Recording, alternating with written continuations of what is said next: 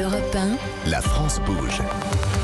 Elisabeth Assayag. C'est parti pour les trophées européens de l'avenir. Chaque jour, elles ou ils exposent leurs projets d'entreprise. Ils ont une minute pour convaincre notre témoin du jour. Aujourd'hui, c'est une patronne. Elle est exigeante, elle est attentive, elle est bienveillante aussi. C'est une experte. Aujourd'hui, c'est Fanny Moison. Vous êtes la cofondatrice et la présidente de Vestiaire Collective. Tiens, justement, Fanny Moison, j'ai une question d'un auditeur, Olivier, sur Twitter, qui vous demande pourquoi ça s'appelle Vestiaire Collective et pas Vestiaire Collectif. Alors c'est une bonne question, Olivier. La petite histoire derrière tout ça, c'est qu'on s'est lancé en 2009, on s'appelait Vestiaire de copines. On s'est lancé en France. C'était un nom qui était absolument génial pour la France. Pour la France. Mais quand on a mis un pied en Angleterre, ça devenait très compliqué pour une Anglaise de taper Vestiaire de copines sur Google. Ça ne veut rien dire en anglais. Et c'est là qu'on a compris que il fallait changer de nom. Il fallait qu'elle soit universelle. Globale. Et que collective, du coup, ça symbolisait vraiment la communauté. Et c'est le mot anglais. On a voulu garder vestiaire qui nous représentait. Donc on a collé un mot français, un mot anglais pour partir à l'international. Vestiaire Collective. Nous sommes toujours avec Nathalie Carré de la Chambre de commerce et d'industrie. Aujourd'hui, dans les trophées de l'avenir européens, on a un projet qui a été lancé en 2020, juste avant le premier confinement. Bonjour Camille Courmont. Bonjour. Vous avez 33 ans, vous êtes la fondatrice de Grindy Pact, G-R-2-E-N-D-Y-P-A-C-T, Grindy Pact. C'est une boutique d'échange de vêtements à Lille. Vous dites que c'est la première boutique en France où on peut échanger nos vêtements, nos accessoires de seconde main pour les femmes et pour les enfants âgés de 0 à 6 ans. Vous venez de l'univers de la communication et du marketing et vous avez décidé de monter votre boîte parce que vous en aviez assez de cette surconsommation de vêtements. Le reste, vous allez nous le raconter. C'est parti, vous avez 1 minute pour nous convaincre. Okay. C'est parti. Merci beaucoup. Donc oui, en effet, Grindy Pact, on propose un service d'échange de vêtements avec un fonctionnement qui est très simple et qui est basé sur le troc. Donc en fait, nos clientes nous amènent les vêtements qu'elles ne portent plus directement en boutique. On est situé à Lille. On va vérifier que les produits sont en très bon état, sans trous, sans taches, de saison et aussi encore cool et dans l'air du temps. Et en fonction du nombre de pièces qu'on va leur valider, elles vont pouvoir en choisir autant directement en boutique. Et pour accéder au service, il leur faudra un pass. Donc on a différentes formules d'abonnement qui permettent d'accéder du coup à ce service d'échange. La volonté d'aller faire du physique, c'est parce que moi déjà personnellement je suis pas hyper fan du côté digital. Je trouve que c'est très contraignant de prendre des photos, d'envoyer des colis, surtout quand on a des pièces d'entrée de gamme ou de milieu de gamme, c'est-à-dire qui n'ont pas une valeur de revente financière très élevée. Donc là, c'est tout l'intérêt de pouvoir profiter d'une expérience shopping qui est physique. On continue de partager ces bons moments en famille ou entre amis. Et puis finalement, ça permet de renouveler son dressing dans un circuit qui est 100% circulaire. Le bon vieux troc finalement. Le bon vieux notre troc. première monnaie. C'est ça. Merci à vous Camille Courmont, fondatrice de Grindy Pact. Je me tourne vers Nathalie Carré qui est donc en charge de l'entrepreneuriat à la Chambre de commerce et d'industrie, qui analyse, qui épluche chaque jour vos dossiers, vos projets d'entreprise. Quelles sont les forces et les faiblesses, Nathalie, selon vous, de Grindy Pact ? Eh bien oui, le troc, méthode de commerce qui date du début du 7e siècle, avant notre ère. Ça revient et ça fonctionne. En plus, votre boutique est sympa, c'est rangé, ça change des gros bacs de vrac de certaines friperies. C'est vrai. C'est vrai, franchement. Moi, ça me fait partir. Ben voilà, c'est ça. Et puis vous avez une version en ligne. Donc l'idée c'est pas d'acheter en ligne, mais c'est qu'on peut voir ce que vous avez en stock. Et puis donc ça nous permet d'éviter de nous déplacer. L'une des forces de votre concept, c'est la monnaie virtuelle Grindy. Donc ça crée un cycle vertueux. Et puis ça peut motiver vos clients et clientes à mobiliser leurs amis pour qu'ils s'y mettent également, pour que le choix s'agrandisse. Puis vous avez des formules d'abonnement. Vous fonctionnez comme un club. Ça crée une communauté qui partage les mêmes valeurs. Alors j'ai pas de point amélioré, mais quelques idées pour vous aider dans votre développement, puisqu'on attend que vous soyez à côté de chez nous, évidemment.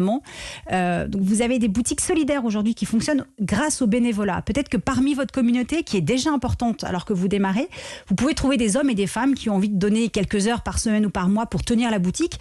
Ça vous permettrait de vous concentrer sur le développement de l'entreprise et d'ouvrir la boutique toute la semaine, parce que je crois qu'aujourd'hui c'est du mercredi au samedi. Et puis il y a des logiciels qui coûtent quelques euros qui pourraient vous aider à gérer tous ces bénévoles. Ensuite, pour vous faire connaître dans les quartiers, dans les villes et les villages alentours, là encore, appuyez-vous sur votre communauté communauté, organiser des réunions de troc à domicile où chaque personne évidemment vient avec quelques vêtements à échanger. Évidemment, les ambassadrices sont remerciées avec un abonnement annuel par exemple. Ça crée une sorte d'extension de la boutique puisque elle n'est pas extensible, mais surtout ça vous fait connaître et ça fait découvrir le troc et tous ses avantages. Puis au-delà de leur intérêt économique et financier, ces deux idées, il y en a plein d'autres, peuvent vous permettre de tester des formules qui pourraient aider votre développement dans le reste de la France. En effet, pour ce développement d'entreprise, le modèle de la franchise est intéressant, mais votre concept peut certainement attirer de jeunes gens qui aiment la mode, mais pas à n'importe quel prix, mais qui n'ont pas nécessairement les fonds propres pour s'endetter et ouvrir une boutique. Donc si votre concept peut s'appuyer sur une communauté solidaire qui s'engage ensemble pour changer les codes de la mode, il peut essaimer dans la plupart des villes et des villages sous des formes différentes, des trocs à domicile, des boutiques, etc., dans des lieux différents, peu importe, pourvu que chaque Français ait un lieu de troc à moins de 10 km de chez lui. Parce que Green Deepak, c'est le troc de vêtements d'aujourd'hui qui s'engage pour demain. Je vous vois sourire. Merci Nathalie, ça fait sourire Camille. Bah oui, merci, parce que c'est déjà de très très bons conseils. Et effectivement, dans cette volonté de développement, aujourd'hui on est au tout début de l'aventure de la boutique, on a 2 ans et demi, et voilà, on est encore à tester.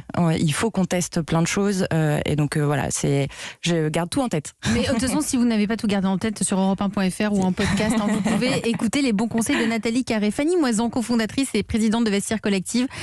Vous en pensez quoi? Quel regard portez-vous sur ce projet? Je trouve que c'est très frais. Vous le disiez, c'est vieux comme le monde, mais à la fois on a envie de ces nouveaux modèles. On a envie d'une boutique bien rangée, on a envie de faire partie d'une communauté, de rentrer dans cette circularité par un biais ou un autre. Donc bravo, moi je suis aussi admiratrice. Merci. Et j'avais peut-être une question, c'était...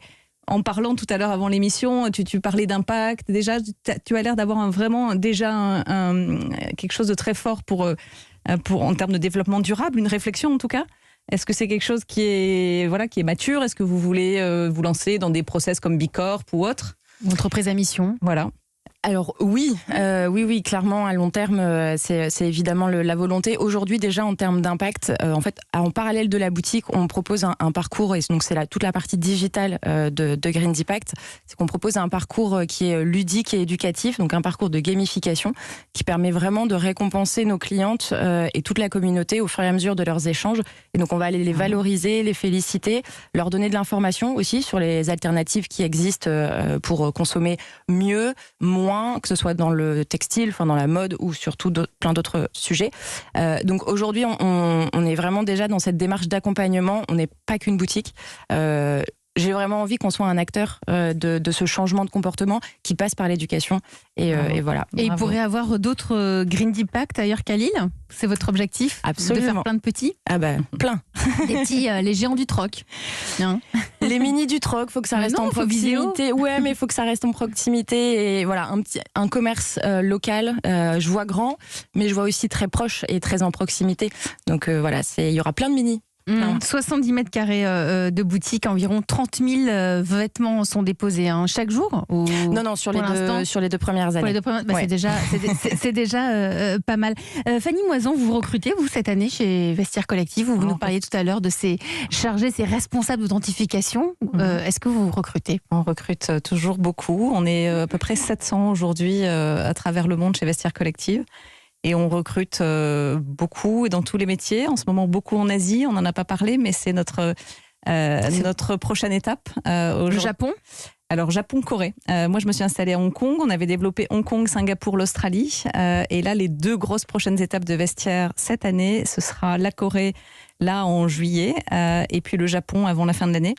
Donc là-bas, effectivement, il y a beaucoup de recrutements qui ont lieu. Mais aussi partout en Europe et aux États-Unis. Donc on recrute chez Vestiaire Collective. Nathalie Carré, je crois que vous avez une question avant qu'on se quitte tous là. Oui, est-ce qu'il y a des pays qui sont, vous avez dit les États-Unis, qui sont très en avance sur la seconde main. Côté Asie, ils se comportent comment?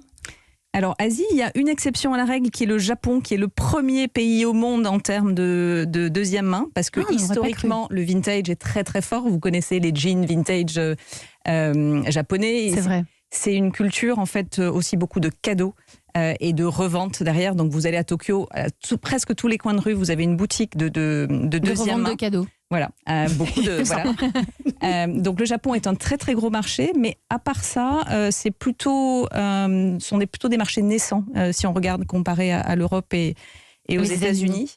Il y avait encore, il y a quelques années, moi, quand je suis arrivée, les stigmas de la seconde main où les gens avaient peur parce que ça a été déjà porté. Et très, très vite, on se rend compte que sous l'influence des millennials et des Gen Z, c'est en train de changer.